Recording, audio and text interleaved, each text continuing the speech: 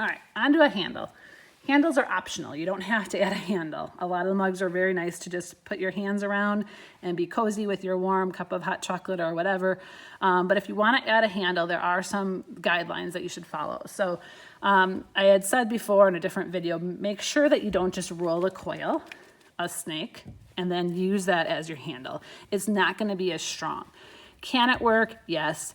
Will it function? It could. But when you roll, you end up getting uneven points to it, and it's going to be a little bit lumpy. And when you attach it as a handle, it's not going to be as sturdy and strong.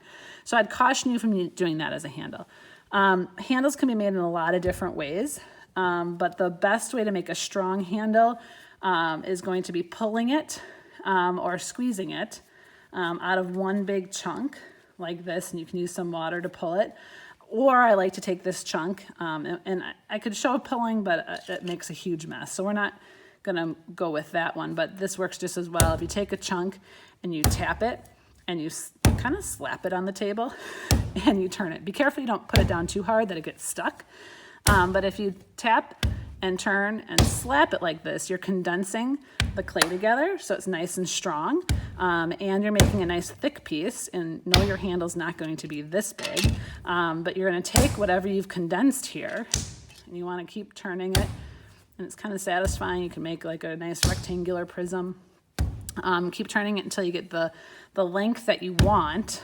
And then from this condensed clay that you've been slapping and throwing down on the table, you're going to get a nice strong coil that you can use as opposed to one that you make with your fingers. So after you get it to about this length or so, however you want to line it up to your mug, clearly this is too huge, you're going to want to cut it then, and you'll give yourself some options on what you can use. Like, I'm going to slice this down the middle, and maybe from that slice I want a long flat handle like this.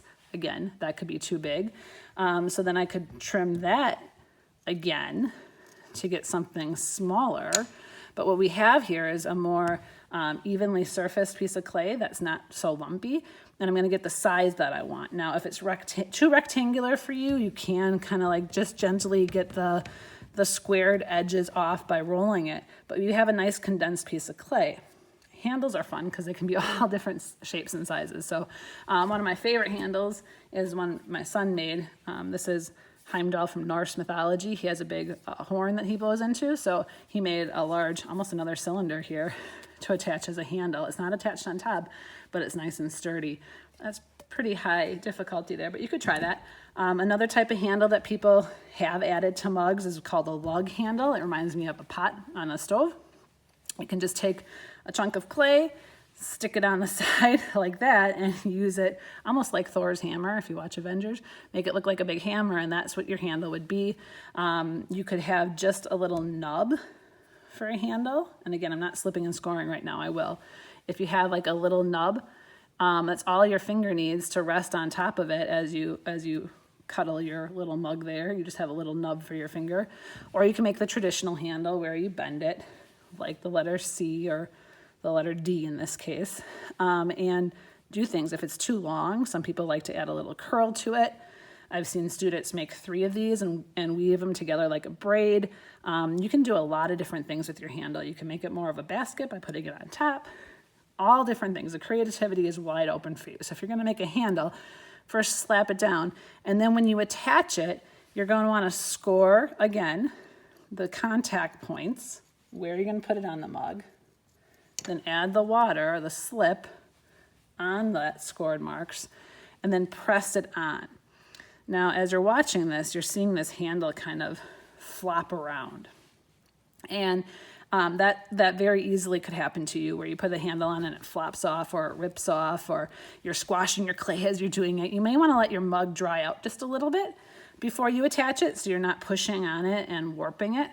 Or you can use things like rolled up pieces of newspaper or supports by propping it up while it dries, and then we'll remove the supports and it would stay in place depending upon the softness of your clay and what you're trying to do. So feel free to prop it up as it's drying so that it doesn't flop on you overnight as you wait for it. But Here's a handle, you can make it as big. Remember, if you're putting your hand in it right now when it's wet, that clay will shrink. So if I can get 4 fingers in it right now, it'll probably shrink for later on. I'll be only able to fit 3 or maybe even 2 fingers in it. So you wanna make sure that you make it large enough to allow for it to shrink so you can still fit a hand inside if that's your goal. So that's kind of how you make a handle. Again, slap down that clay to condense it to make it stronger, and then slip and score to attach. Have fun.